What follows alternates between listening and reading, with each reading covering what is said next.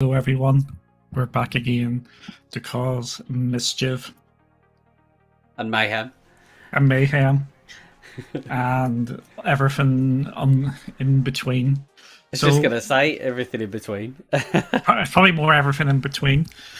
So we are here. We are doing our little Q&A, and we'll have a bit of fun. What do you think? Why not? Of course. Why Let's not? do it. Yes, There's no- let's kick. Yes. Yeah. So before we do all the fun and games, how are you, young Barry? Good. I am good. It's very hot here at the moment, especially the past couple of days. So I am. I think between the heat and work, feeling pretty tired. But gaming wise, I've had some good fun in the past. In the past few days, I played Loop Mancer last week when it came out. I played. I've done some Lost Words. I've jumped into some PlayStation Premium on PC, checking out Killzone Shadowfall and The Crew 2, which was pretty good. I've played some Stray. I've played some Asdos Falls. I've kind of tried to get a little bit of everything in there, platform wise, and stuff that's kind of come out very recently or in the last week as well.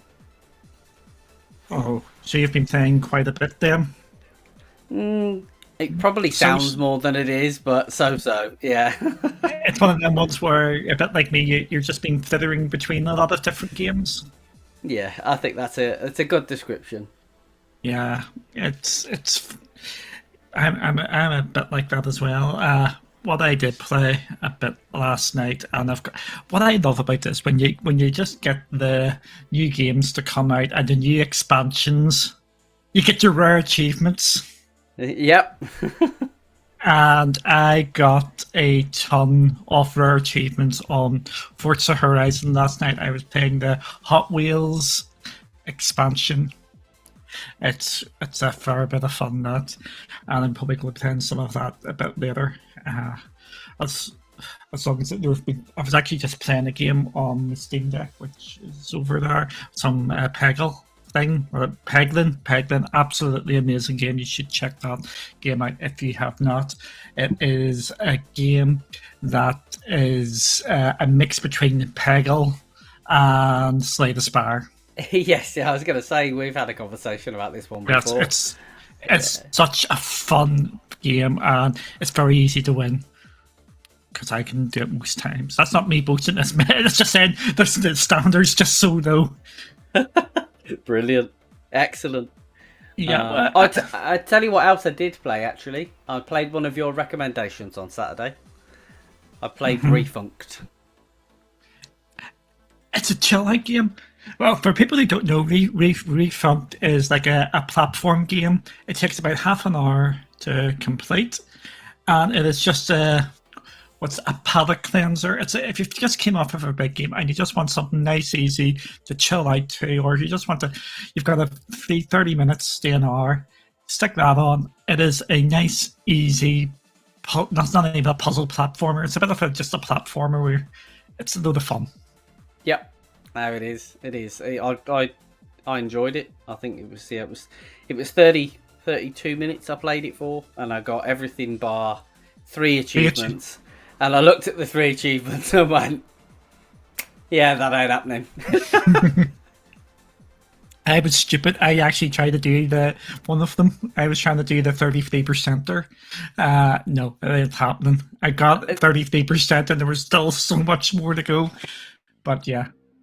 So we'll just say hello to everybody here, which is GC and Brixie. We've got Hung. I'm not going to try and pronounce some surnames. Forgot Luca. So, interesting question. What game do you think would come to GeForce Now if it was possible to port that game to GeForce Now? What? Any game out there? Any game out there. That's what was sort of said there.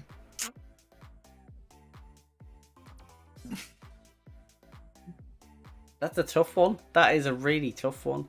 I'm gonna go back to my obvious choice, and you're gonna be like, "Oh, I knew you were gonna say this." Uncharted.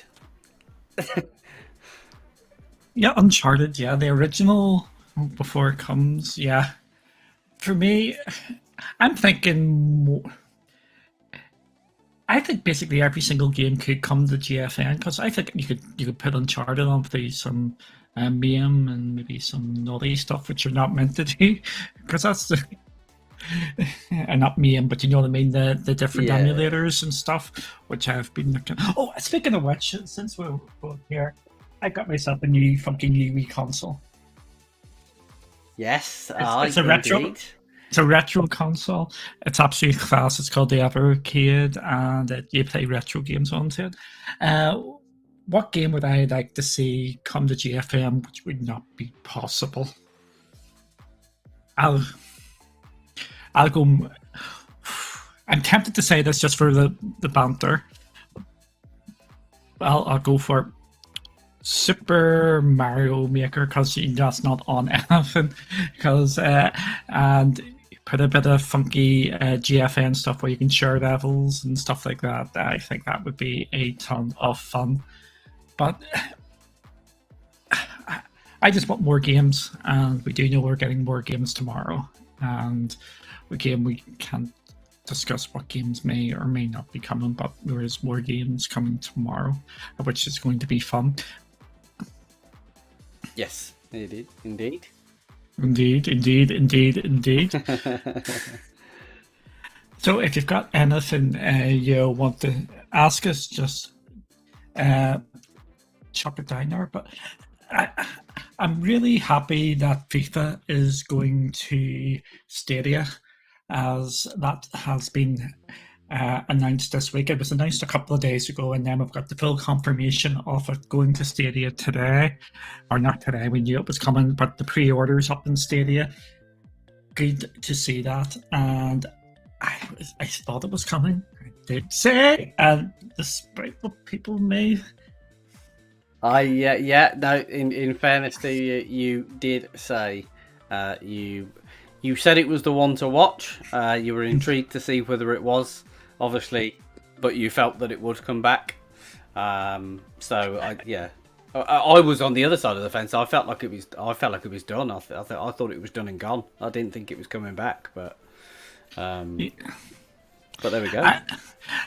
I think next year is the one which is going to be the more difficult one for Stadia in regards to FIFA, or was it EA? Was it EA? EA Sports Club? Football or Football Club, yeah, whatever. Yeah, that one I am doubting that one more than this one, unless something dramatically sort of changes. Thanks, Colin, for joining. Polaris, always good to see you here as well. Absolutely.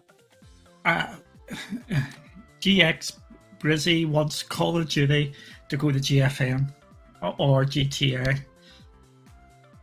Do you know what? Either would be good. They'd be fine. I think you benefit from the load times and the power of the cloud, wouldn't you? Mm-hmm. Yeah, it's you can never write things off, and I think we've said this before. I wouldn't say confident would be the wrong word. I wouldn't be surprised if we do see Activision Blizzard games come to GFN down the line when Xbox buy them, because I think Microsoft, I wouldn't rule them out putting their stuff on the GFN in the longer term, but you just do not know. Discord is entering in cloud gaming. Did I miss that? I've not seen anything on that. I have to be honest. I've not. I mean, I've had a busy couple of days, but even still, I've not seen anything on it. The only thing I seen today was Discord's going to Xbox, which is absolutely class. So you can hook up your Discord calls, and so you can chat through Discord instead of Xbox Live directly through Xbox. Yeah. Which I don't think is a bad thing. I think that's a good thing. Oh, it's just really, it's really good to see that that is coming, and hopefully it'll be integrated into xCloud as well. I wouldn't say. I think it will be going to xCloud because I do know some of the xCloud people have retweeted about it, so I wouldn't be too surprised if that gets added in the xCloud down the line. Yeah, it would make sense, wouldn't it? Because effectively, obviously, they've got party and chat options and all that sort of stuff. So it would make perfect sense for that to be available in the cloud. And you kind of feel as well that's something that Microsoft would have had nailed on from that perspective of saying, if we're going to do it, let's do it properly. Let's make sure that we've got it, where we need it.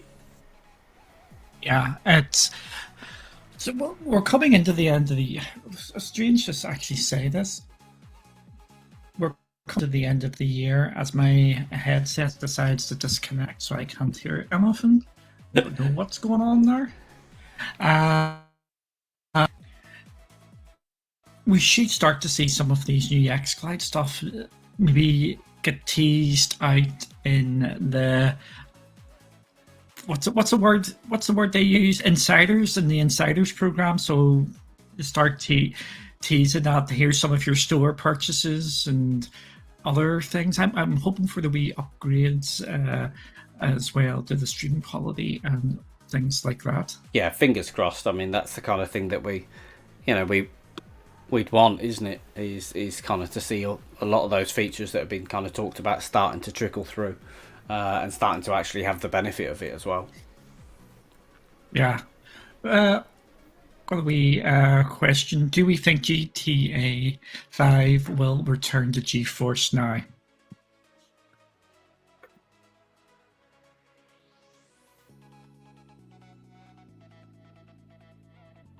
If you're not going to answer, I'll answer. I think it will.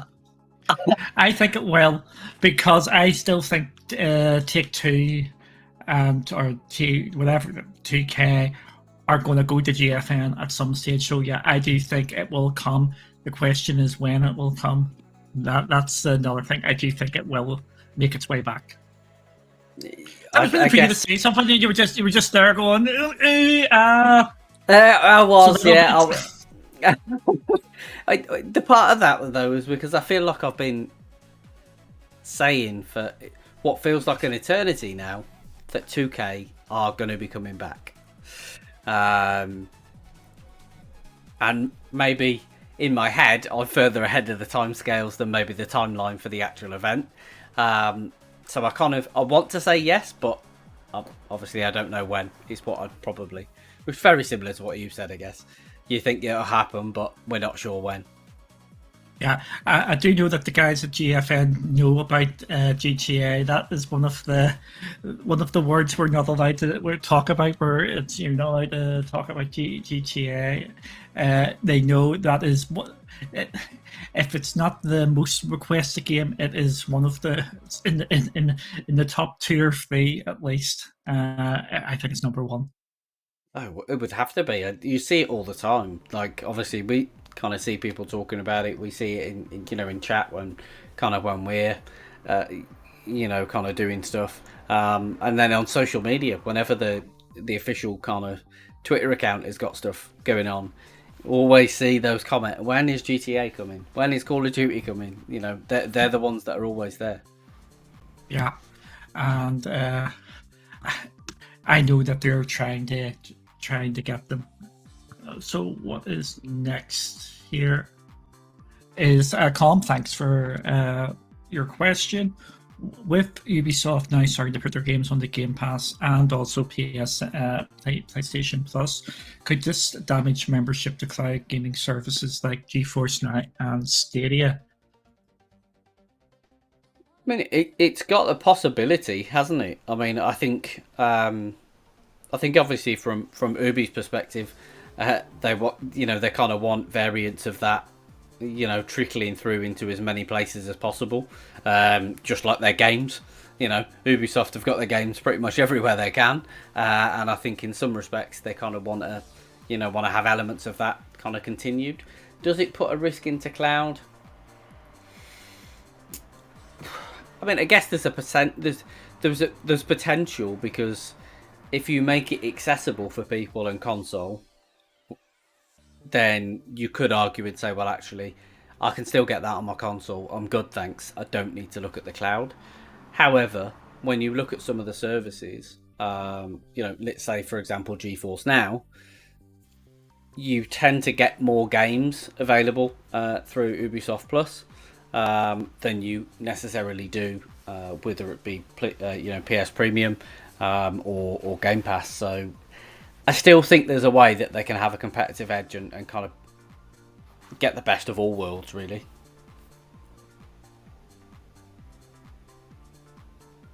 Duncan's I put myself on mute. I didn't even need to put myself on the mute either. I'm going to be the bad one here. I see with Ubisoft putting their games on the PlayStation Plus and Xbox, that it will. I don't see it doing too much to GeForce Now. I can see that affecting Stadia and Luna a lot more. GFN is is a PC gaming platform, rather than like a console replacement, where Luna and Stadia are more going for the console replacements, and that is the key sort of difference. I do see it happening, and we can see with PlayStation Plus, along with Xbox expanded out, all these different countries. Yes, Stadia's expanded out to Mexico. Absolutely brilliant. They're already doing it, and there are more countries, and they're expanding out even further. And then you've got the name recognition on top of it. And for me, Xbox and PlayStation are good enough to play, and that is the uphill struggle that Stadia and Luna will have if they do not have anything to really show on top of it. So I know you've been playing some PlayStation Now the last couple of days, and you're a bit surprised. Would that be the best way of saying it? Yeah, I genuinely was, because I think I haven't really, with the exception of a little bit of kind of trying it on the console. I guess the main bulk of my PS Now, if you like, kind of experience was probably very early on, and I think we were talking about this last week, actually. It's a while since I've actually gone back and kind of utilised the service to maybe a little bit more of its potential. And I was genuinely shocked. I mean, yes, admittedly, I've got an Nvidia GPU, so I've got the benefit of the upscaling, when playing on PC. But I was genuinely stunned. The one that I think stood out was the Crew 2. And I've played the Crew 2 pretty much on... I've played it on Xbox, I've played it on Stadia, I've played it on GeForce Now.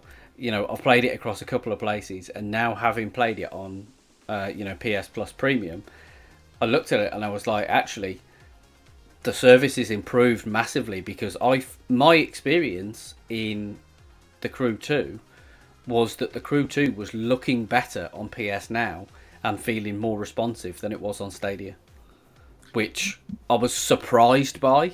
I didn't expect that. Yeah, it's PlayStation Now along with xCloud. For me, they don't do big changes. They do subtle. There seems to be like subtle changes, which then just suddenly, magically all add up, and oh my goodness, this is running a hell of a lot better. If you haven't jumped in for a couple of months, you do feel that it's better. PlayStation Now for me is, if you don't have any of the exclusives, or you've bought any of the exclusives, PlayStation Now is better than Game Pass. I'm saying it. PlayStation, you get more games. You've got the full back catalog, or not the full. You've got a big back catalog of great games, along with the filler games as well. Game Pass is just this level below, but that's game taste, and everybody's game taste is slightly different. But yeah, I think that's where Stadia and Luna are going to have a big struggle. Is Ubisoft is so vital to both Stadia and Luna. With more games jumping across to the different, it does make them look more appealing, because it isn't about the one game, it's about the many games. And especially with PlayStation Premium and Game Pass being a subscription, it's the value over the whole amount of games, where you're into hundreds of games on there. Again, I think people don't realize the amount of games which are available on PlayStation Now that you can stream. And I don't think people actually realize how many games are in Game Pass you can stream as well. It's just absolutely nuts. And it's always edging up. And then later this year, Xbox are going to put that big major thing where you can buy the store games as well. It's going to be... I think Stadia is in trouble that way, and I've said that for a while. You just don't see how they're going to compete, because they're using weaker hardware unless there is upgrades coming, which hopefully they are. And you're going against that back catalogue and the amazing Game Pass as well. And Stadia's sort of in the middle, where it's not quite a storefront, where it's not quite a subscription service. It's trying to do both, and it's neither doing one really that well. And Luna's just in the US. So yeah, absolutely. I mean, I think they've each got their own challenges to overcome, haven't they, in the months ahead? Yeah. And and clearly, I think from a Luna perspective, whilst everybody else is expanding and they're still stuck, in a singular country, it's clear where their work is that they need to do. Obviously, you touched on Stadia there, but that you can see them all. They've all got things that they want to do, but they're all at different varying levels and degrees of their journey, which is what makes it exciting. So you have got Luna needs to grow, Stadia needs to kind of make its mind up whether it's in or whether it's out, and Game Pass have got refinements, purchasing, improvement and quality. PS are adding catalogue and doing very, very similar, almost very close to that Xbox PS battle, if you like, that everybody always talks about. You can see it there in the cloud. The big difference is I don't really feel like PlayStation are talking about it. It's just there. They're just doing it. And that's the thing. Yeah, it's going to be fun how it's going to evolve over the next 12 months. And GFN's just being GFN.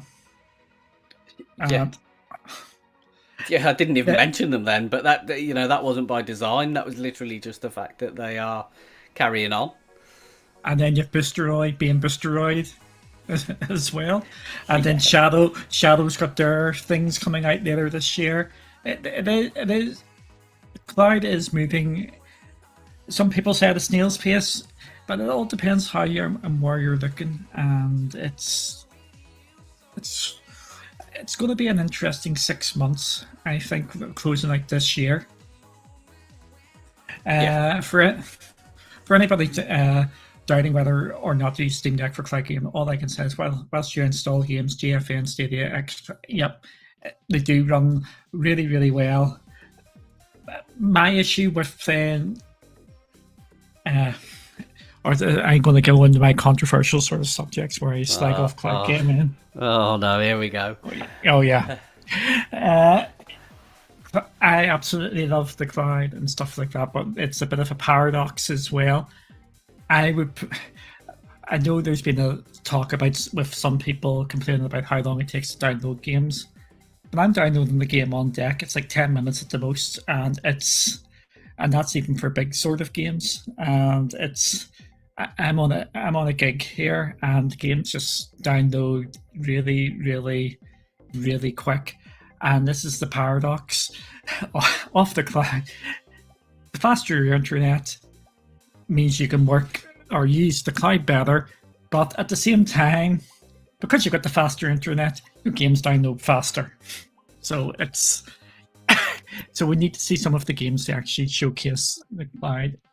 But yeah, playing cloud on the Steam Deck is absolutely fine. It is absolutely great. But when you actually compare when you're playing the cloud version to the actual Steam Deck version, the Steam Deck version is better, even though it's a smaller screen, because it's all tapered and it looks better. Even the lower settings on the Steam Deck compared to the GFN 3080, the lower settings need to look better on the Steam Deck because it's local and it's weird. It is completely and utterly weird. But when you actually blow it up and play your Steam Deck on a monitor on the TV, no, you do not do that. It looks absolutely awful. It shows itself there, but just playing it on the screen and the resolution, it looks better than cloud 9 times out of 10, which is nuts. That is nuts. That is a yeah, that's a crazy statement.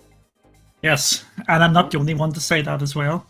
No, I was going to say I don't think you're not the only person, I should say, that I've heard say that. Yeah, it is just completely and utterly weird. But playing cloud, if you want to save your battery or you're waiting for other stuff to download, absolutely fine. But for me, my Steam Deck is I play my Steam Deck when I want to chill out. If I want to play it on the TV, I bung on my 3080 or the Destroyed if it doesn't have it there. So it's all about there. Excellent. FIFA 23 is the last FIFA for EA, yeah, and that's the key thing. That's why I'm saying next year is going to be interesting to see if that goes to Stadia or not. I had a feeling. I said this. I think I've been saying it all year, and I thought Madden was iffy, but I thought FIFA was pretty much guaranteed because it's the last year of it, and they'll probably just do that and then sunset it. Right, so yeah, and it will be interesting to see what they do post August when they move towards the next variant of kind of their game as to whether because I know there was talk about the possibility of them moving towards free to play and various different things, which then kind of means that you're then going to add in content, monetization, all those sorts of things. I really think the future of football for EA could get potentially challenging if they don't manage this transitional period between 23 and the next variant of what they do. If they don't manage that, don't get it right, it could be a particularly iffy time for them. Yeah, I think you're going to see an absolutely massive marketing campaign, and I would not be surprised if they take the hit for the first year and put it on the PlayStation Premium and the Xbox Game Pass and any sort of subscription going just to get the foothold. And that is where the Stadia conundrum comes into play, and that's where it gets a bit more iffy. I'm gonna call it. I'm gonna put a prediction out here. Here we go. Oof. The new feed, whatever it's called, the EA Sports Football will go on the GFN day one. There we go. Let's see if I get.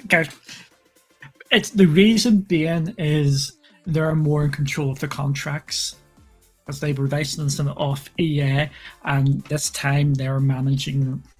Yes. So that is my prediction, which is probably wrong, by the way. Well, there we go. No, that's it. You've said it now. It's happening. That's it. Everybody in the chat witnessed it. Duncan said it. There we go. Sorted. Yes. Polaris, yes, we're currently. This is just part of the handover transition. It was the word I'm looking for. Yeah, we are indeed. Shadow Dark, thank you for joining. Need to see more info on playing own digital games next round. Which games do you think will be opted into that offering license issues? Any thoughts?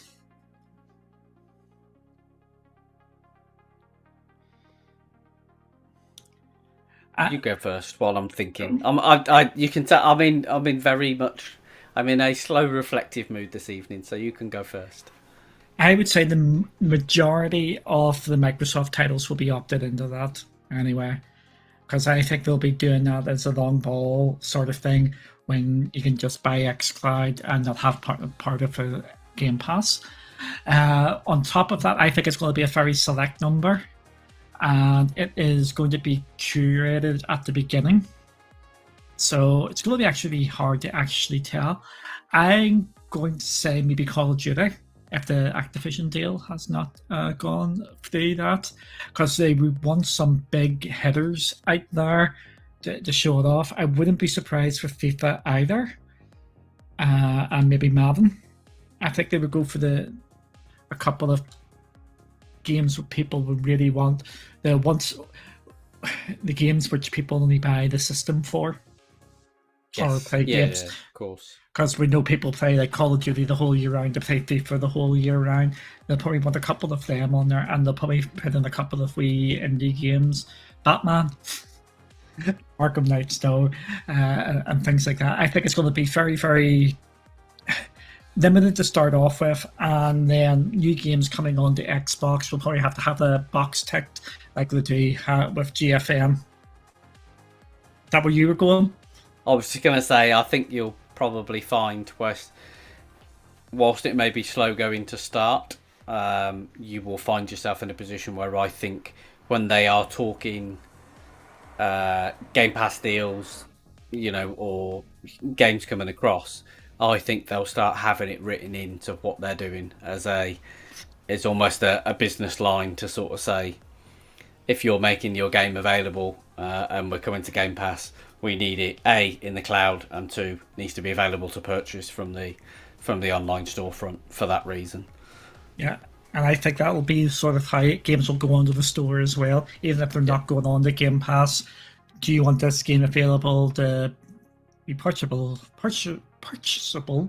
from the cloud? It's hard for me to say. Tick that box and away you go. It doesn't mean it'll probably be like GFN, doesn't mean like it's going to end up there, but it's blah blah blah. Yeah, indications and all that. But I think we're going to see some surprises in the purchase list for good and bad. There's going to be a couple of wild games you've probably never heard of in your life that are going to be signed up. Yeah, definitely. They'll have a couple in there that you just think, what? Who is going to buy that? That's not going to happen. But the chances are there's a reason for it. Yeah. Do you ever try NetBoom cloud gaming? I know there's videos on the channel, but me and Barry have not tried that as yet. No, we haven't. But there is videos on here where they have tried it before. I'll let you answer this one now. Do you think they'll ever add 21.9 res to GFN and xCloud playing with a black bar sucks way? It's too hard and all that. Yeah, I don't think it's outside the realms of possibility. I think when we look at the way that they've adapted the service to, for example, we've had 1080, 1440, 4K, which have been great. But recently, as they've adapted to kind of being supported, obviously on Mac, we're seeing native support, with the resolutions, because of course the Apple screens are screwy resolutions in comparison to everything else. Not that in the head. They have to do things differently. Not that in the head. But I know it is a question that's been posed on a couple of occasions, and I think there's a couple of discussions we've actually been involved in, with the team at GFN, where people have been talking about either aspect ratio or like things like ultra wide support, things like that, where they're kind of obviously looking at it and saying, is there any plans? And it's kind of, it tends to be there's nothing to share, but you can kind of, I think it's one of those things that I wouldn't rule it out, because it's a resolution that more and more, or a format that more and more people are adopting. So I think there will come a point where it will drop in. I agree. I think it's going to come. We know that there are PC GFN is PC gamers. They know that resolution is very important. And I just realized this. I just went onto my Mac here. Well, obviously, I'm on my Mac. They actually support more resolutions, and I thought you've got your 16 by 9, which is your standard. You've got your 16 by 10 on the Mac. Yep, you have indeed. You've got 5 by 4. And you've also got 4 by 3 if you want to go old school. Yeah, proper old school. Which I think that is a realistic sort of one to have. I would not be surprised. I think it's probably a bit more complicated than we realised. Though changing resolution is going to have to change a load of different wee bits and bobs. And yeah, but the thing you've also got to take into account as well is, of course, with a lot of things is, you know, game developers and publishers also supporting resolutions and aspect ratios. It's one thing, kind of obviously, you know, platform services supporting it, but if you then don't have games that run in that format, then it's kind of useless having the support. But for me, it's definitely a case of when, not if, on that one. Yeah, I would say it's a case of that as well. They know it's a big PC one. Yeah, it'll be a big box tick for them down the line. Yes, yes, we've got that. We just haven't had a chance to do that as yet. Yes, that's on me, isn't it? That's on you. Yeah. I'll take full responsibility for that. The reason why it's on Barry is I'm an Apple person, iMac, iPhone, and all that. That is an Android-based service, so we're going to be having look at that in the future. Yes, indeed. Do you think Shadow is good? Even though I understand kind of post the interview with them the reasons for a lot of the things that they are doing, I fundamentally still find it at the price point difficult to recommend, in terms of, especially for maybe some of the level of quality of hardware that you're getting. I find it difficult to say. I don't want to say it's a bad service, because obviously it works, it provides the functionality. So in terms of functionality, does it do what it's supposed to? Yes, we'll tick that box. At its price point, is it something that personally I would say that's good value, or that's something I could recommend for the performance you'll get back? I'm not sure at this stage. Yeah, I really enjoyed that interview with Shadow. I loved how upfront and honest they were, and they basically turned around. The reason why it's now this price is because we need to make money and make ourselves a viable business, and they're doing 100% by the book. They're getting the proper licenses and things like that. Is Shadow good? It is the best virtual PC in the cloud. It runs really, really well. The problem is the spec. And we know, likely this year, even though they're upgrading to the 30, basically equivalent to the 30 series, we know that the 40 series is just about to come out. And so it's going to be like a generation behind when it actually catches up. There's a possibility, and where I'm hoping this time next year, we're talking about the GFM 40 series. You've chucked all them into the thing. But if you're looking at virtual PC in the cloud and you can afford that money, it is the best virtual PC. There we go. But it's the price. I think everybody just has an issue with the price on it. Kind of ironic, really. Certainly, I find it ironic, because obviously they've put the price up so that they can essentially be in a position that they make more money. But I think from our viewers, or a lot of our viewers that we've seen here, people kind of talking about cost as an issue, and it may be being a little bit of a barrier. I'm intrigued to see how that pans out for them, and whether they have to do any special offers to kind of get people hooked in, or whatever. Yeah, it's going to be interesting to how it is going to pan out. I'm hoping that in this time next year, when things have stabilized and they've got everything, they can look at changing the price. I don't think changing the price is out from the question. It's just they just need to get to the what they need even footing. Even if it means less money but making money. Sorry, less users but making money. Yeah. Sort of thing. Yeah. Definitely. And I think if they can speed up that kind of, I remember there was a period in 2020, 2021 where you were queuing for you were signing up as a pre-registration, you were waiting for ages to get access. And I think that will help them as well, is if they can kind of get their issues in terms of capacity, that will enable them to onboard people quicker, which means people are waiting less, they've got money coming in, all that sort of good stuff. Yeah. I thought the Shadow interview was really, really interesting. If you haven't watched it, I recommend go watch it, because they go over exactly the processes now. Yeah. Cloud validation has got a point which we'll come to. I'm cancelling my GFN 3080 after 7.5 months, having it since day one. They haven't created any relationships with AAA developers. I don't care about those EA games. We know this is a bit of we know where this is going. It's pretty exciting to me that Stadia brings the newest games from EA. They don't bring the newest games from EA. Well, GFN has brought us nothing plus 5-year-old goals.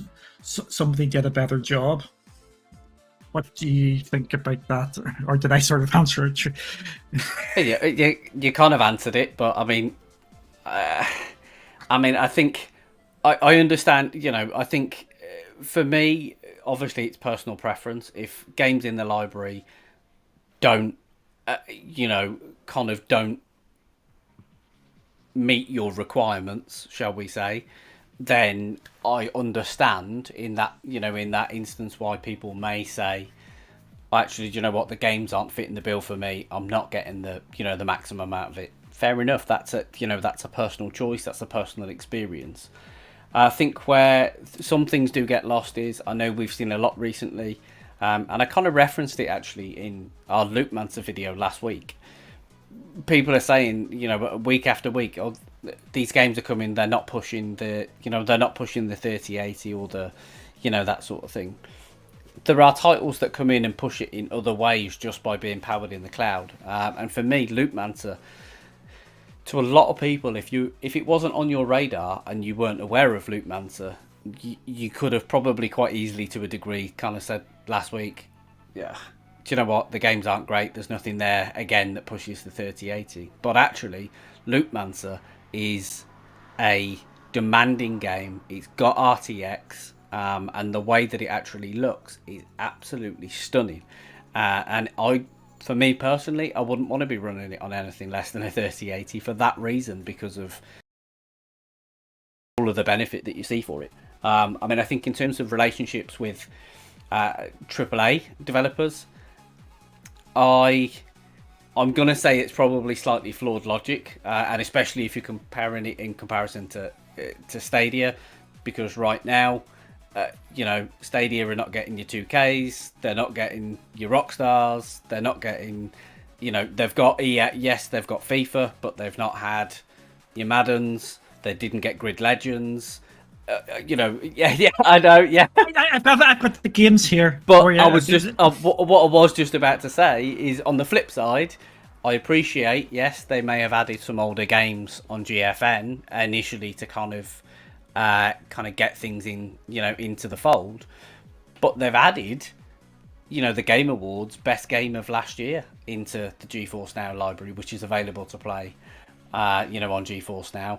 The only other place you can play that is obviously PC and console. So I think it's about being selective and the right games at the right times. And I think the pace is not going to suit everybody of when they add those into the library. Yeah.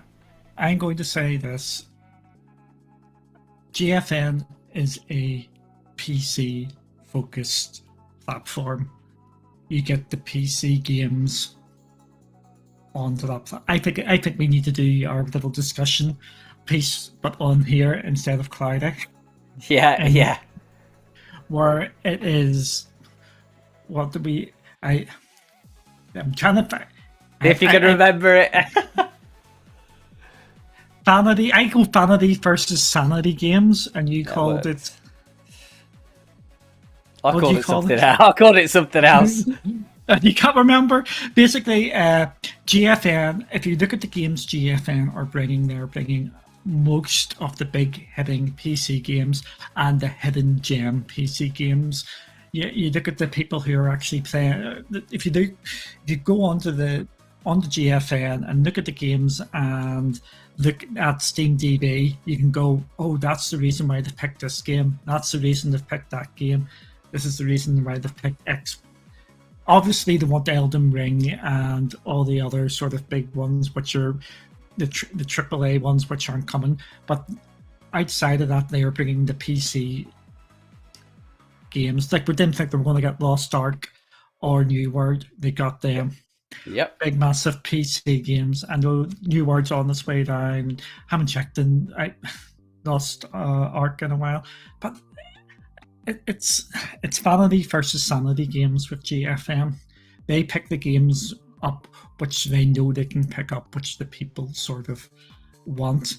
And regarding EA games on Stadia, you started naming them here.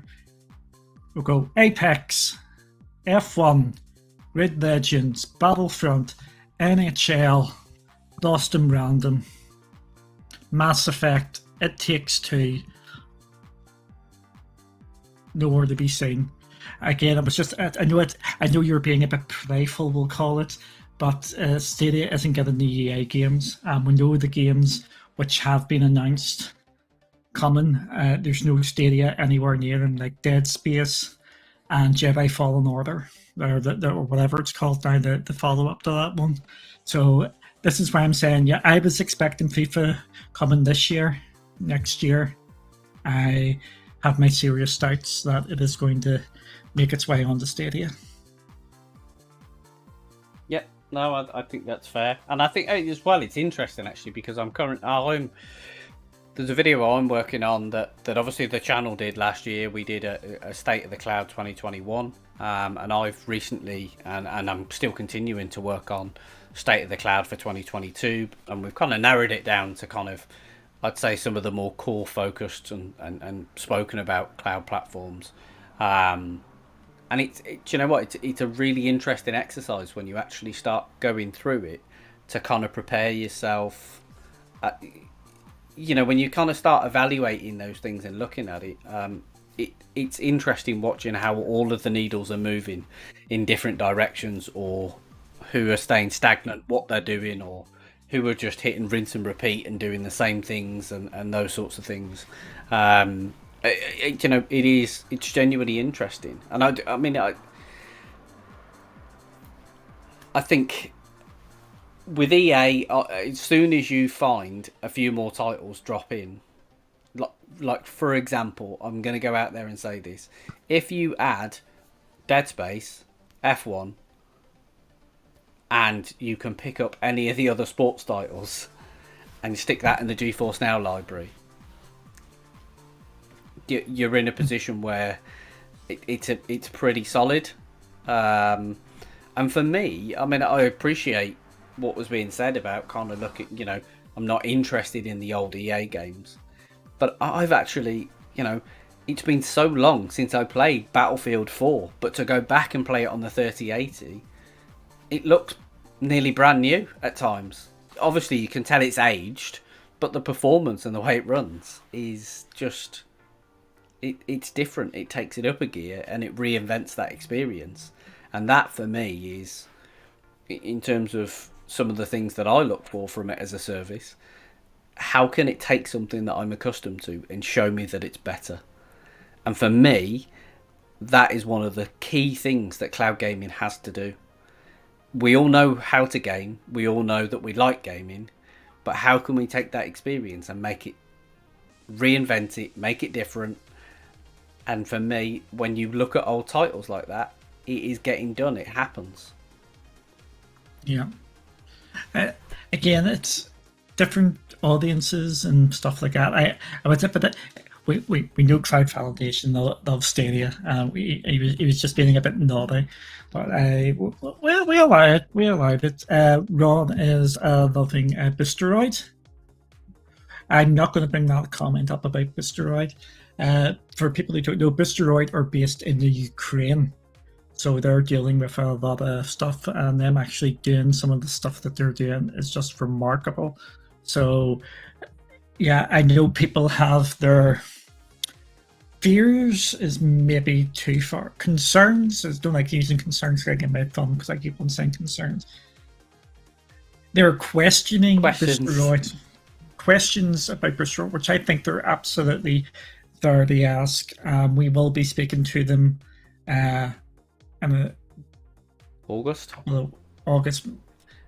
end of August, and they've agreed to answer some of the questions I'm going to be putting towards them about licensing and stuff like that, so we can see how that sort of pans out there. But think Bristeroid, that bit like GFM, where some games could get removed. I think you're on the right sort of thing. And GFN and Bristeroid would be in the same sort of ship where games could get pulled. Anything doing that sort of thing would be the only safe ones to actually do that at this moment in time is Stadia, bar xCloud and the Microsoft own games there. Yeah, but we know that's changing in a couple of months, where you can buy your games and your bought games. But it just moves so fast here. Chico Pat, I have Game Pass Ultimate until 2055, well, 35 months to gold. Yeah, absolutely brilliant that wee conversion. But even it does have the performance in the 3080 is unbeatable. Yeah, I think we're both in agreement with that. Yep, 100%. Oh dear. Trying to see where I'm just laughing at cloud validation. No one single with any developer since launching the 3080. I just mentioned one, Amundsen Game Studios, with two of the biggest games over the last year. Fair point. Yeah. Didn't they both get close to 1 million concurrents? I think they topped it. Oh, well, I think New World did. In fact, no, I've got a vague recollection that both games topped 1 million concurrent players. Yeah. How much space in the Steam Deck? It all depends what Steam Deck you go for. I always get 64, 256, and 512. I've got the 512. If you're looking to get a Steam Deck, get the 64 gig one and just upgrade it. I didn't say anything. Oh dear. No. I was just chuckling because you're having issues getting your words out. I'm just waiting for you to drop a clanger. It's going to happen. It's going to happen. You're going to be an or something. But basically, if you're going for a Steam Deck, do not save your money. Go for a 64 gig, and then the money that you would have used for your 512, just get a SD or a couple of SDs. Yeah, I love that you come out with this advice, like, I don't know, way after I pre-ordered mine. Yes. Speaking of, I actually seen something today that they're already talking about the next Steam Deck's going to be coming out in 2023. They're already started. They've already got it in testing. Oh dear! I haven't even got mine yet. If it gets anywhere near close to being announced anytime soon, I might just cancel it and go for the next one. I'm telling you now, I'll be pre-ordering the new one as soon as it goes out. The Steam Deck is a game changer. Does somebody know why Nvidia know Fall Guys? I'm going to say this. I'm expecting Fall Guys anytime on GFM. Yeah, I think the relationship they've got with Epic says that it will happen. It's about when it happens. Yeah. So I think it will happen. It's just when it's going to happen. Yep.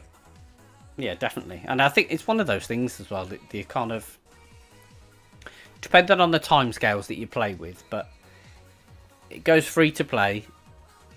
And obviously people have got it on platforms, people talking about it, people playing it, and then it has the inevitable dip. At that point, you've also got the ability, if you're a service or a platform that hasn't had it at that point, you can go, bang, we've got it. And then you will probably see the benefit of an uplift. It pumps it back up. So I think that might be, that's speculation, of course, but I think that might be maybe what's at play, partly. Yeah, this is getting at me. I can take it. That's fine. People say about Stadia for me is still.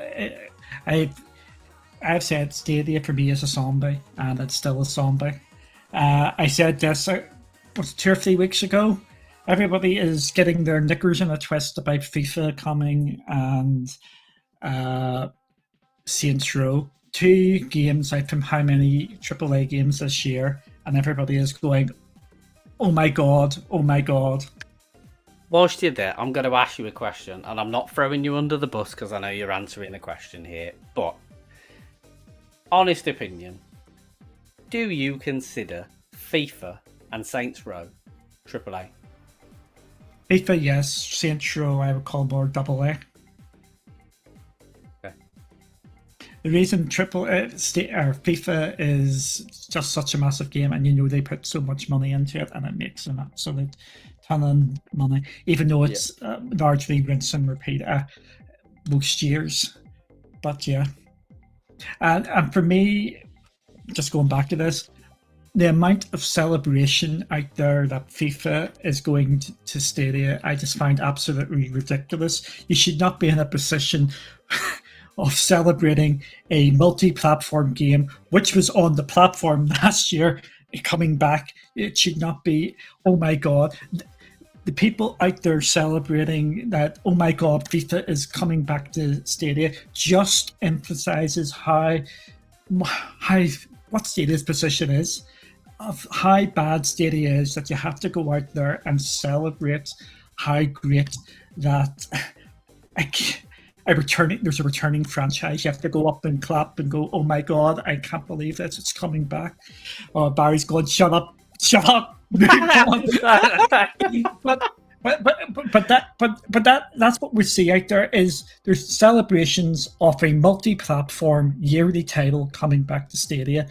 You don't see Xbox people, you don't see PlayStation people, you don't see Nintendo Switch people going, oh yay, FIFA's coming back this year, because they know it's coming back. And that's because Nintendo people don't celebrate FIFA, because they end up with a legacy edition that's pants.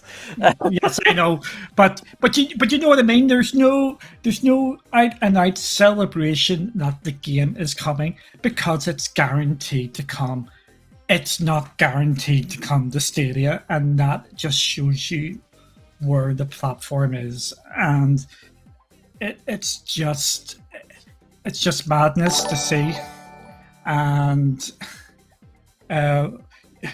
thank you, Jose, for subscribing. I want Stadia to be past that. We shouldn't be celebrating multi-platform titles coming back when we're coming up to 3 years. It's an embarrassment that you're out there celebrating it. Oh, that's me. That's me in the bad books now. Shall we move on at this point? We should move on. Oh dear. It's like Plastic Cloud Gaming is saying you should be connecting to my PC so you can try it out.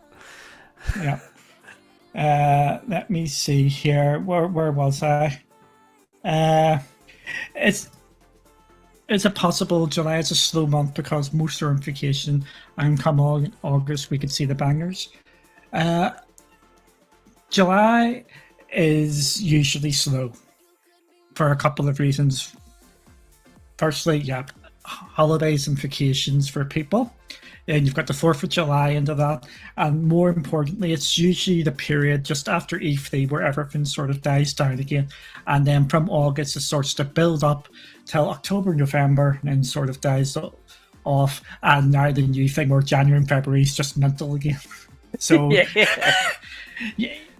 you do get a bit of a roller coaster, but yeah, we should start to see August get a bit better. Like we know Saints Row's going to Stadia, which is good, and that could be the nice wee summer game for people to dig their teeth into.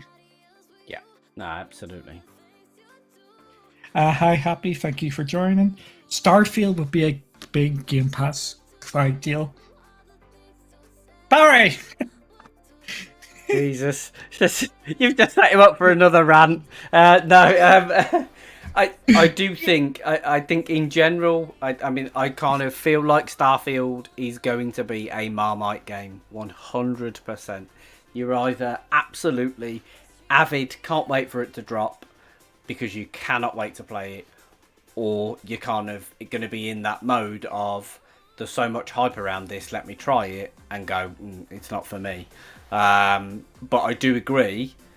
I think because of the Xbox Bethesda acquisition and knowing that they were working on Starfield and then being able to bring that into Game Pass, xCloud, that sort of thing, I absolutely think it, from a Microsoft perspective, as a platform, as a service, as a subscription, to kind of go, do you know what, we've got Starfield that is, you know, what we have to hope is the game lands in the fashion that everybody, in line with everybody's expectations, and it has the legs to kind of, you know, keep going. You don't want it to crash and burn. You don't want it to go through a Fallout cycle either, where it starts off where people want it, but it's buggy, it's bad, and then it takes a few iterations or months to get to a point where it's kind of stable and kind of enjoyable. I'll be honest with you, I'm in the camp of I can't wait to check it out because I've seen so much about it, and when they talk about it, they talk with such passion. It does look like a really interesting project, but it's one of those games that until I actually get my hands on it myself, I do not know whether I'm going to go, yes, this is brilliant, or no, this is not for me. Just to answer the question, yes, it will be. And it's just like Kojima games and stuff like that. Personally, I think this game looks the biggest of the nonsense, and the more and more I see of it, it gets worse and worse and worse. And I think you summed it up 100% there. It is going to be a Marmite game. For people who don't over explain what Marmite is, you're either going to love this game or you're going to hate this game. But it's a game which you won't be able to avoid. There will be hardened PlayStation fans and Nintendo fans who don't play anything will maybe sub the Game Pass. They'll probably put a pound deal or a dollar deal around that time to get people in to try it. For me, I will give it a go, but I will be going in with rock bottom expectations because I just think what was the description of Sea of Thieves?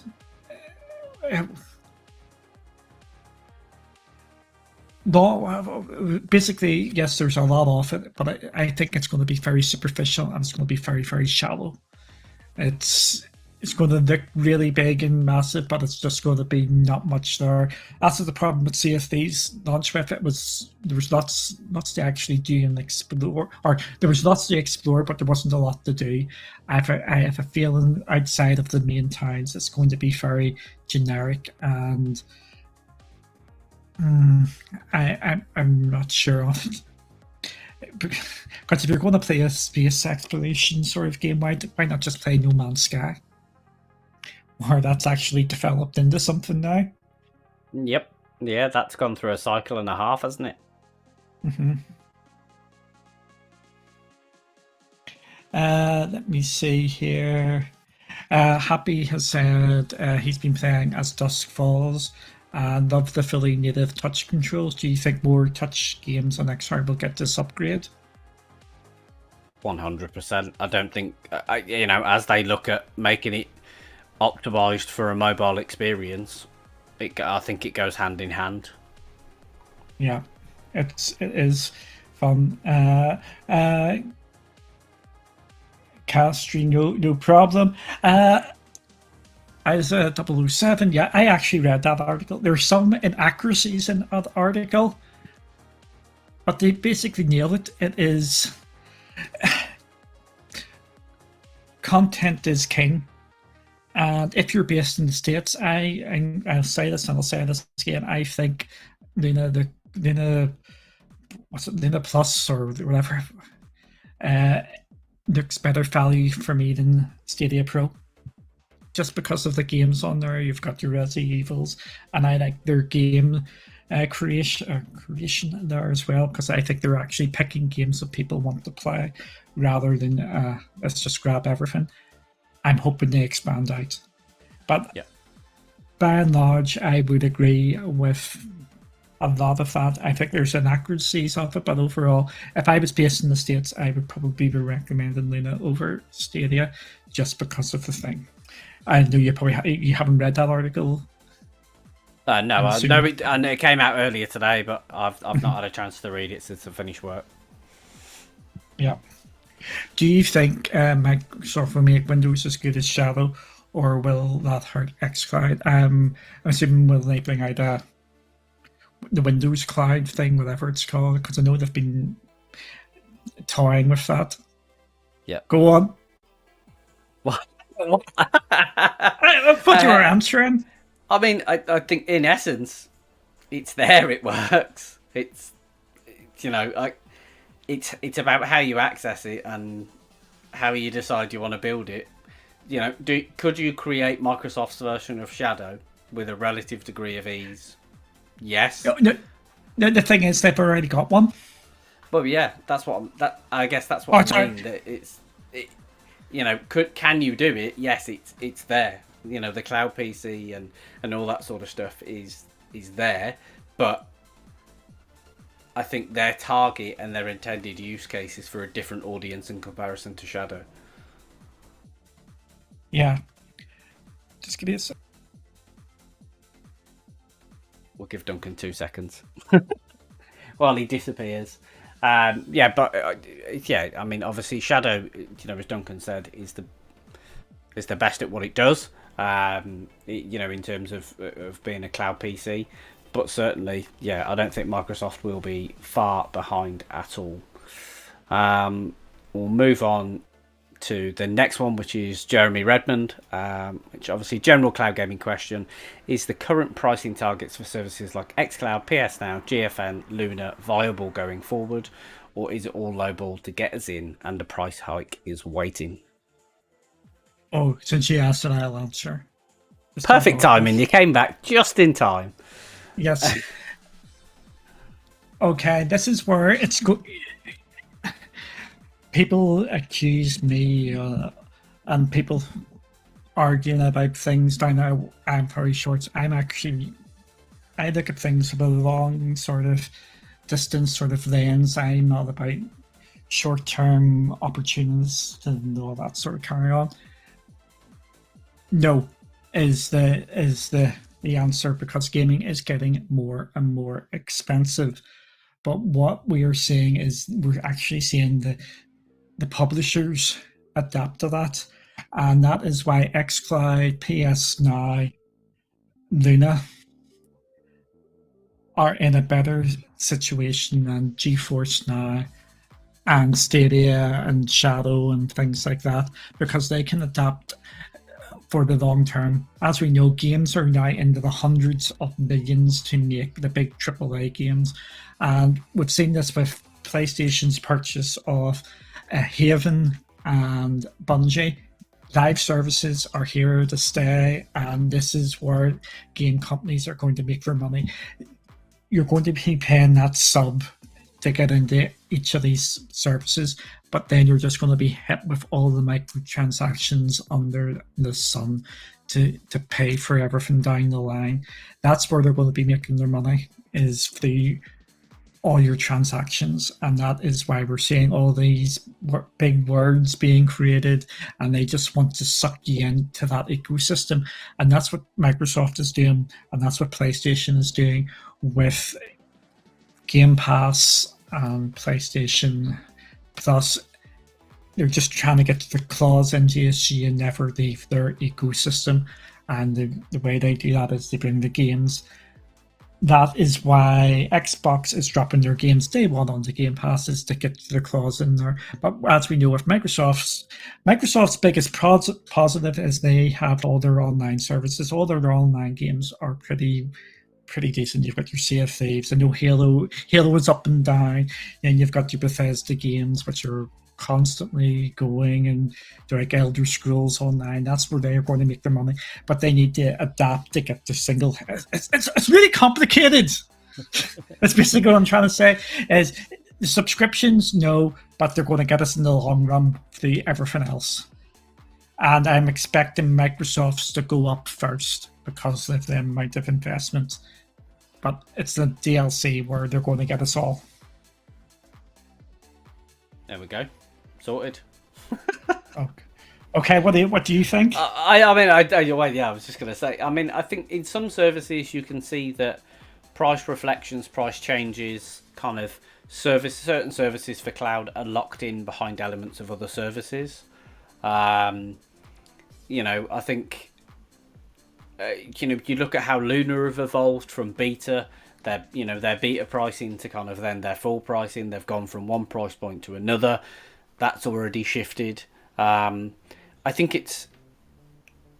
all of the services are probably going to have different challenges to overcome. Like, for example, if I focus on Luna for a second, yes, you can get great value from Luna Plus, but then when you look at all the other pockets for the channels, in the sense of Ubisoft Plus and Family and this and that, you could end up paying so much just in that that little pocket of having Luna itself, because of the different channels that they've got. So that could get quite expensive. So there's an element there that it's, for what they offer in some respects, it is already potentially, if you took all of it, quite expensive. Do I think xCloud are going to push their prices up? Yes. PS Now, obviously we've seen the changes there in terms of the new tiers, which has kind of pushed the pricing up. In that respect, so there's already an element of a conditioned price rise has happened there. And then for a GFN perspective, there's a lot of people that will sort of say, well, actually GFN is expensive right now for what it is, because it might give power. I know I was going to come on to that, don't worry. There is a lot of people that will say that it is fundamentally, to pay 90 quid or whatever, it is a little bit expensive. However, when you actually look at it in terms of being able to pull games in from Steam, being able to pull games in from GOG, being able to pull games in from Epic, Ubisoft Plus, the power and that you're harnessing for that cost is good value when you look at the hassle of maintaining a PC, keeping it up to top specs and all that sort of stuff. So I'm kind of 50-50 on it. I think that some of the pricing is in the right ballpark for now, and we'll see natural increases, I guess, in order to maintain sort of an element of demand. But there's also a lot of the services out there that I actually feel like the pricing is semi-stable for maybe the next 12 to 18 months. Yeah. I probably leads us on to our next question. But yeah, I don't see pricing changing too much, like you said, for the next 12 to 18 months. But you never know. Things can change in a heartbeat. If something happens, Tencent decides to drop things, and they go in and drop the price and might make others drop their price, or someone comes in high, the market reacts to what it's there. But ultimately, I think they'll be trying to keep the barriers down as low as possible to get people playing, and then hit them with the upsells, like you were saying with the channel market with Luna. I was just being more nasty with the DLCs, but we do know that's where. See, that's what I think with PlayStation and Xbox are going from the different perspective. Microsoft have already got their live service games, and they're going to be expanding them out. They need to focus on single player games, which they are. PlayStation absolutely nail the single player experiences, and they need to expand out the multiplayer. And we see that, and that's where that's going to pay for their single player experiences down the line, which draw people in. It's very it sounds more complicated than it is. It's basically you get the people in for your cinema games, like your Uncharted, since we're talking Uncharted, and God of Wars, and you get them to stick around for your TV series, which is like your CFDs, where you just jump in and play that. So that's what they're both doing it, but from the different perspectives, basically. Yep, absolutely. Do you think the Super Pods are going to be announced next year? Would make sense. I think if it follows a kind of I think it would make sense for it to feature into late 2023, I guess, as for some form of announcement. And I have to say as well, I don't think the 4080 will be the only thing that we see feature set wise when they make a revision to the service. When you look at some of their Nvidia showcases, where you've kind of got Jensen talking, and there's multiple things that they kind of drop in that, on the surface of it, either seem incredibly geeky or seem completely irrelevant. But I think when you start to pull a SuperPod together with an upgraded GPU and some of the other things that they want to do, I think there's more there that the SuperPods are gonna yield. Yeah, I think we're going to hear some stuff Omniverse next year. I've been talking about that because they're really pushing it. I would not be surprised if we get a new GFN. Something like what Mr. Roy was talking about, where we can get into applications and use GFN. I know you can already do that if you're a developer, use some of their tools in the cloud. I wouldn't be surprised if we see some of them maybe get pulled across into GFN main, where you can maybe launch up like Adobe for Premiere to do your fiddle wedding on this, which would be really cool and handy. I think we're going to get something slightly different out from GFN next year. If the 40 series is announced this year, I would expect an announcement 6 months to a year after that. Yeah. If the 40 series is only coming out early next year, I don't think we will get it until very, very late 2023, maybe into 24. It all depends on the timing of when the 4080 cards come out. And I know that's going to be the number one question. Yeah, it will be. Absolutely. Let me see. Caseball, thanks for joining. FIFA is the biggest AAA game. It is the biggest yearly game. I have not touched this, but Barry has.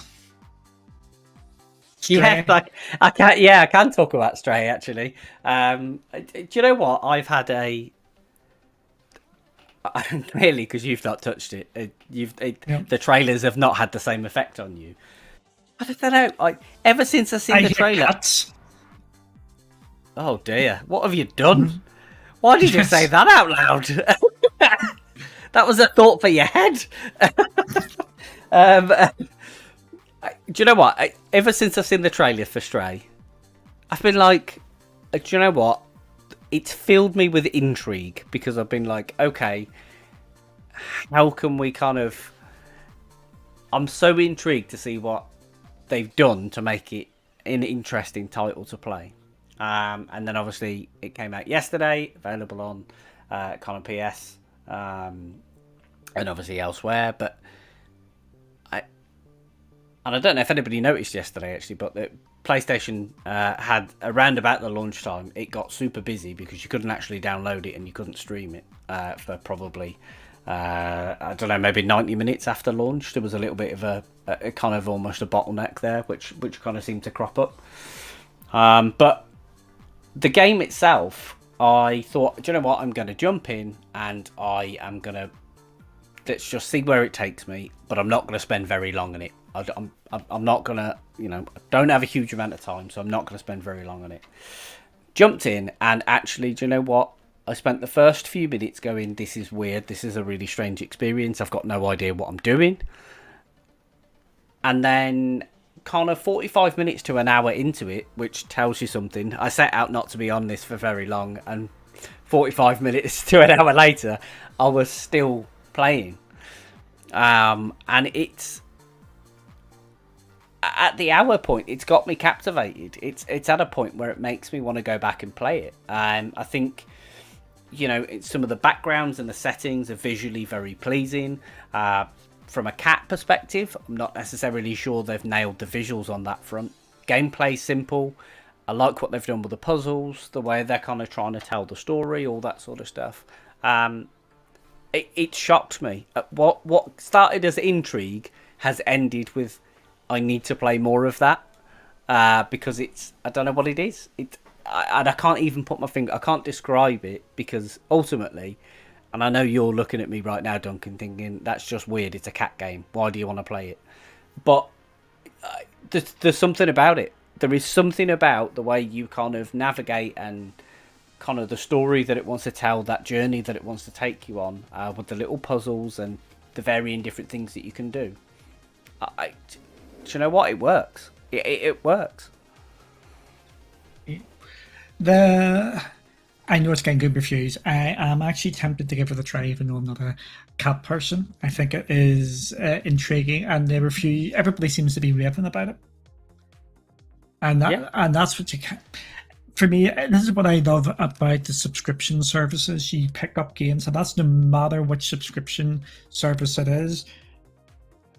There's always games which catch you by surprise, and that is which is absolutely class, because I know people have played games on Luna which they have not done just because it's part of the subscription. And we know that with Stadia, like this month of Stadia, Roguebook seems to be the game which is catching people out.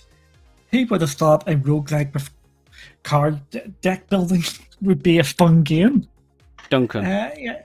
Yes. It would be... It's really interesting that people are trying all these different games. I don't want to go down a rabbit hole. I'm not going down the rabbit hole. I'm going to the next question. Do it. Do you think Spider-Man PC will be on GFN? I'm going to say no. I'm going to say my expectations are it is not. I think just because of the God of War stuff. Yeah. And I think Sony have got the Spider-Man rights literally on lock, so I don't see that going anywhere other than their ecosystem. What do you guys think about God of War being only 40-30 FPS on the mighty, powerful PlayStation 5 that promised 4K 120? If this was a Stadia game, you would be all over it, correct? I think if I go back to when God of War launched on the 3080, I said, you know what, it plays better than it does on the PS5. I think we've both picked it up. We both highlighted it and we said it performs better in the cloud than it does. From a hardware perspective, is it disappointing? Yes, it is. There is. I don't think there's any way you can kind of sugarcoat that. But equally, I think if we've learnt anything from consoles, you don't start unlocking the power and the potential to 18 months to 2 years into it. Yeah. So I don't think that's to say it won't get patched. Yeah, what I like about this generation of consoles, we started seeing it last generation with the Xbox One X and the PlayStation 4 Pro, was the options, and you are now getting options on how you want to play the game. So you do have that. I've said this before, and I will say it again. You can get a 4K 120 game, or if you really want to be doing this, you can get an 8K 120 game on the PlayStation 5 right now. It all depends what the game is. Yeah, definitely.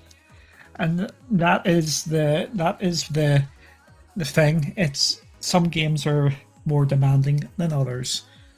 So if you wanted to do that, so I'm not actually concerned about that, but they are giving us the option for different frame rates and stuff. I know I'll be playing in 60 FPS when I get it, so that's where it is. There's options there. Right over resolution all day long.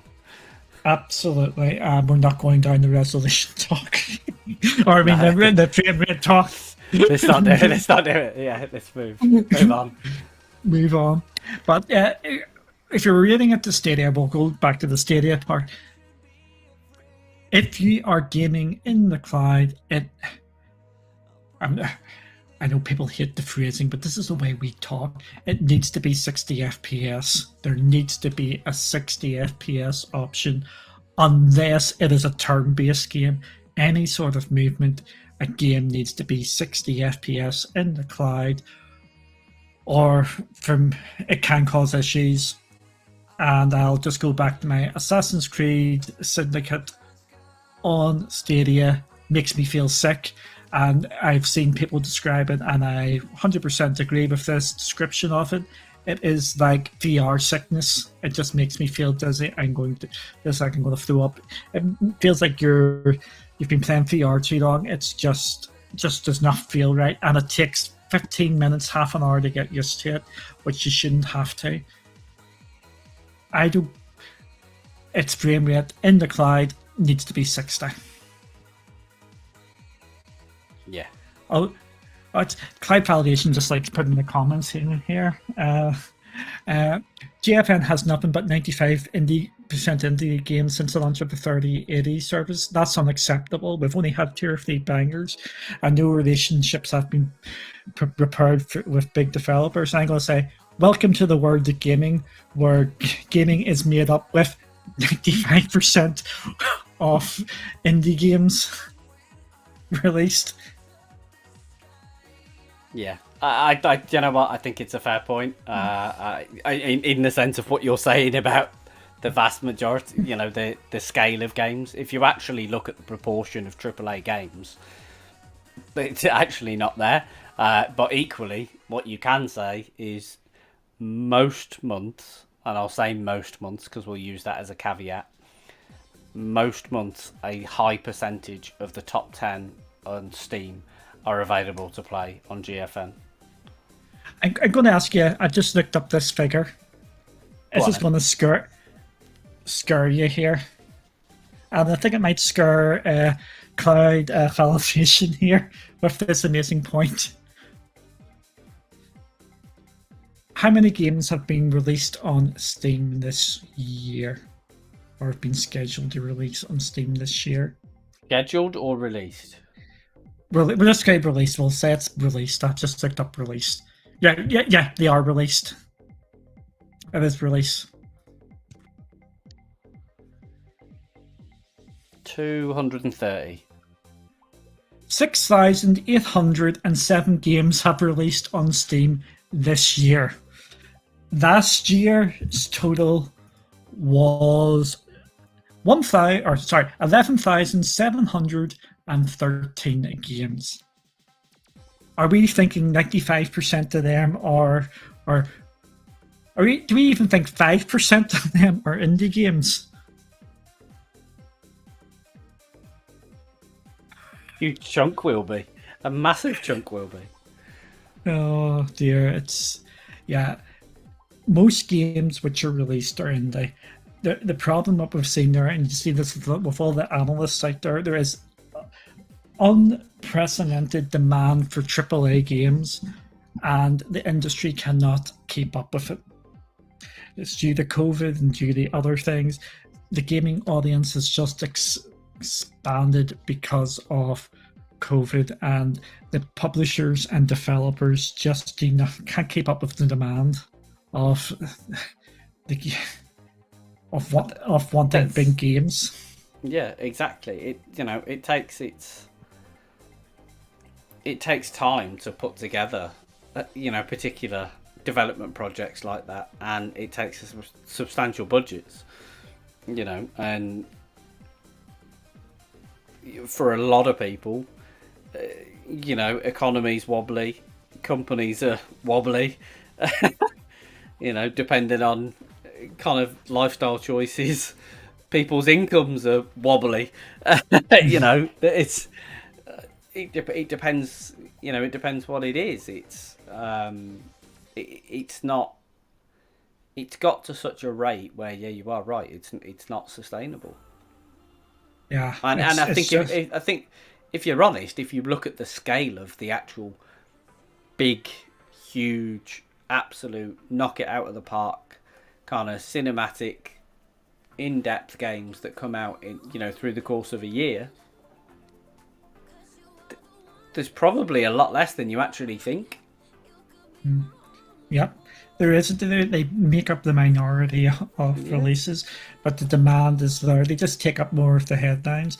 And what we've actually seen is some of these games which have just taken off because of a number of things. Like you've talked about Stray. That's perfect storm of middle of summer on the PlayStation Plus stack of big games coming out, looking pretty interesting, getting a good showcase bag that has taken off. If we're talking about Steam games, it's not on GFN. I want it on GFN, even though it can run on a potato. It's Vampire Survivors. That is an absolute massive game of this year. And if you're not in the PC ecosystem, you're probably having to Scooby-Doo what we're talking about. That is an absolute massive game, and it's absolutely fun as anything. It's concurrence or through the roof at times, and everybody's waiting for the next update so they can get their new achievements, and I'm not the only one of that. Waiting for the new achievements to come out for it. So there we go on there.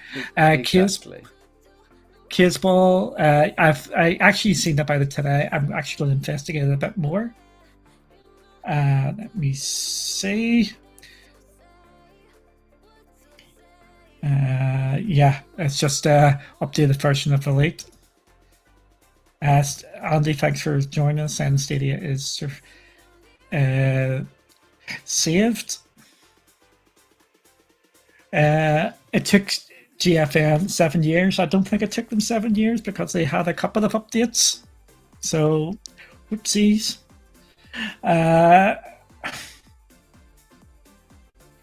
Completely.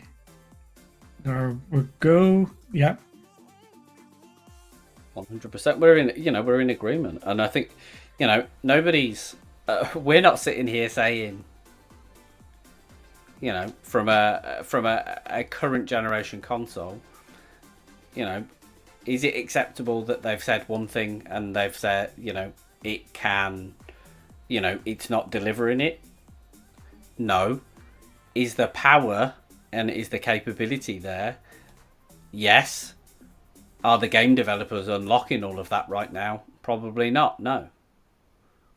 But I think, if you look at the kind of the methods and how it can run the images, in terms of the qualities, all those sorts of things, the PlayStation is extraordinarily good at what it's done, but it's also extraordinarily complex in how you extract it. And one of the, an example that's fresh in my mind, I look at F1 we're going back in time now, but F1 2021, there was a period last year where Codemasters and EA had to disable ray tracing on the PlayStation because it was causing the frame rate to drop because they hadn't got the optimization right and they couldn't just make it click, and they had to put a lot of work into kind of making it happen.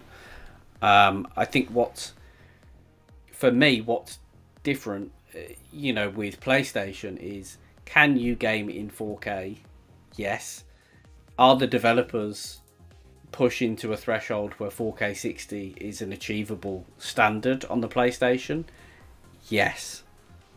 However, what we see in, let's say, I don't want to make this about Stadia, in other platforms, we see people introduce checkerboard, upscaling, all that sort of stuff, and you end up with not a 4K resolution, not a 60 FPS frame rate, and that's a totally different ballpark. Whereas it's about that choice and that toggle between performance and quality. If 60 FPS doesn't bother you, turn the quality toggle on, go for it. You'll get the best quality out of it, and then you'll be happy if that's what suits you. But if performance and frame rate is your best thing, then do you know what? Flick it the other way and turn it into performance. You'll get the frame rate, and you'll then, you can take all the other benefits that come with it. Duncan's on mute. Yes. The thing about this, can you play God of War Ragnarok at 60 FPS? Yes, you can. And it's will be used to checkerboard rendering to get up to 4K 60 FPS. I've said this all the time, and I will continue to say this. In the cloud, 60 FPS is what matters the most. If you have to drop it down to 720p and 60 FPS, even though it sounds awful, that is better than 1080 30 or your 4K 30 because it just performs woeful. There is an absolute reason why 1440p 60 and 120 is the sort of standard in the PC, because pushing 4K is extremely tough when you're playing in the big AAA sort of games. So 60 should be an option. 60 is an option for God of War now, both on PlayStation. For God of War and God of War Ragnarok on PlayStation 5, you can play it at 60 FPS, and that's where you should be playing it.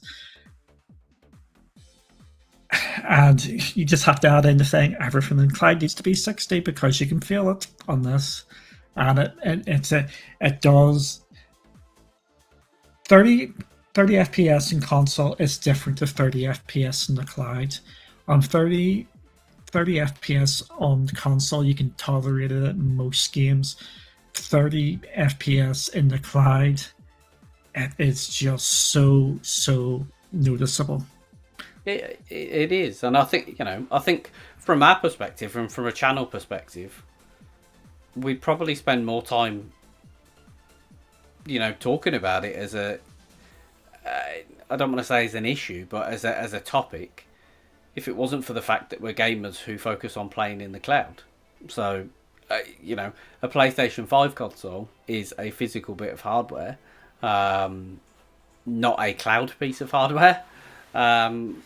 And I think for that reason, that's why you might see us on Twitter talk about it. You might hear us touch on it, when you bring it up. But you're certainly not, from a channel perspective, you're not going to hear us sit there and talk about, as much as we've both got PS5s, we're not going to sit and talk about PS5 because it's about cloud. Yeah, it's a lot of fun. But it is. I think that's a good. It's a good bit, good place to end. So I just want to thank everybody for joining us. Maker, you're going to get a message in a second, and we hope to see you again next week. And remember to bring all your questions, and we will try and answer them. Indeed, indeed, we will. Okay, I have to hit the right button here. So thanks The for right buttons watching, in the right order. and we will see you again soon. See you later. Bye. Bye.